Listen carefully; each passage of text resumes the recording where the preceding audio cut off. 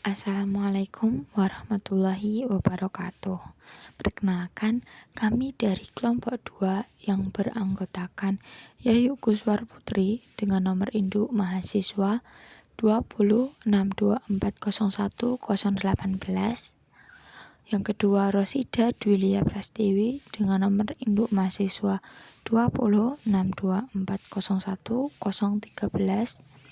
Dan Sri Rezeki dengan nomor induk mahasiswa 2062401015. Pada kali ini kita akan mempresentasikan tentang akuntansi manajemen sektor publik. Materi pertama yaitu ruang lingkup akuntansi manajemen sektor publik.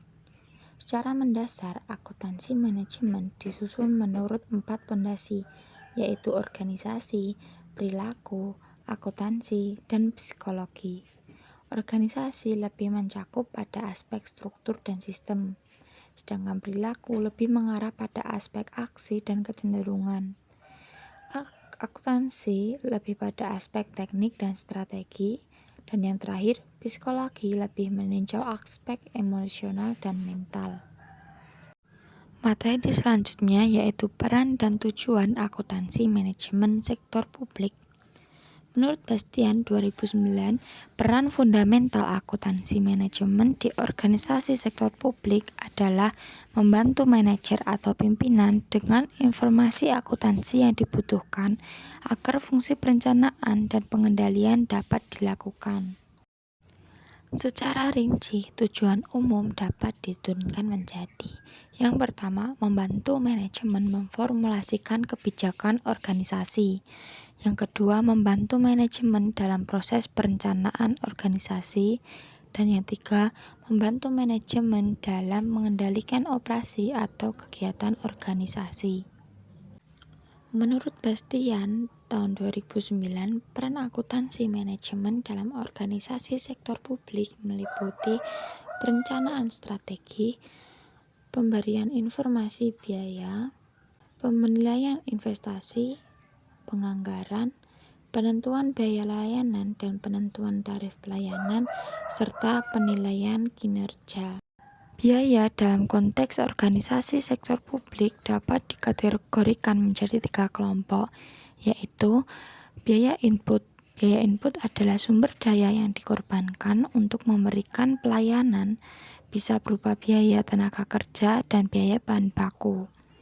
Yang kedua, output adalah biaya yang dikeluarkan untuk mengantar produk hingga sampai ke tangan pelanggan. Dan yang ketiga, biaya proses yang dapat dipisahkan berdasarkan fungsi organisasi. Biaya diukur dengan mempertimbangkan fungsi organisasi. Selanjutnya yaitu proses penentuan biaya. Proses penentuan biaya meliputi 5 aktivitas, yaitu yang pertama, cost finding. Pemerintah mengakumulasi data mengenai biaya yang dibutuhkan untuk menghasilkan produk atau jasa pelayanan. Selanjutnya, cost recording dilakukan setelah cost finding berhasil, yang meliputi kegiatan pencatatan data ke dalam sistem akuntansi organisasi. Selanjutnya, cost analyzing melakukan analisis biaya yang telah dicatat, yaitu mengidentifikasi jenis dan perilaku biaya, perubahan biaya, dan volume kegiatan. Selanjutnya, cost reporting memberikan informasi biaya secara lengkap kepada pimpinan dalam bentuk internal report yang kemudian diagregasikan ke dalam satu laporan yang akan disampaikan kepada pihak eksternal. Dan terakhir, strategic cost reduction melakukan strategi penghematan biaya agar tercapai value for money. Materi berikutnya, akuntansi sebagai alat perencanaan organisasi. Dalam hal perencanaan organisasi, akuntansi manajemen berperan dalam pemberian informasi historis dan prospektif untuk memfasilitasi perencanaan. Akuntansi sebagai alat perencanaan yang dibedakan menjadi 3 kelompok, yaitu informasi sifatnya rutin atau ad hoc. Informasi sifatnya rutin diperlukan untuk perencanaan yang reguler, misalnya laporan keuangan bulanan, triwulan, semesteran, atau tahunan. Yang kedua, informasi kuantitatif ataukah kualitatif. Dan ketiga, informasi disampaikan melalui saluran formal ataukah informal. Mekanisme formal misalnya melalui rapat-rapat dinas, rapat-rapat komisi, dan sebagainya. Sedangkan mekanisme informal relatif jarang dilakukan.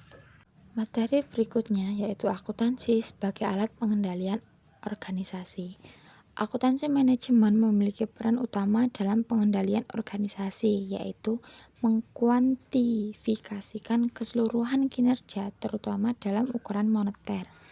Alat pengendalian perlu dibedakan menggunakan informasi akuntansi sebagai alat pengendalian keuangan dengan akuntansi sebagai pengendalian organisasi. Materi terakhir, proses perencanaan dan pengendalian manajerial organisasi sektor publik. Pengendalian tanpa perencanaan tidak akan berhasil karena tidak ada tindak lanjut untuk mengidentifikasi apakah rencana organisasi telah dicapai. Perencanaan tanpa pengendalian juga tidak akan berarti karena tidak ada target atau rencana yang digunakan sebagai pembanding. Proses perencanaan dan pengendalian manajerial pada organisasi sektor publik dibagi menjadi 5 tahap, yaitu 1. Perencanaan tujuan dan sasaran dasar, 2. Perencanaan operasional, 3. Penganggaran, 4. Pengendalian dan pengukuran, dan yang terakhir pelaporan, analisis, dan umpan balik. Sekian presentasi pada hari ini teman-teman, semoga materinya dapat dipahami. Sekian dari kelompok 2. Wassalamualaikum warahmatullahi wabarakatuh.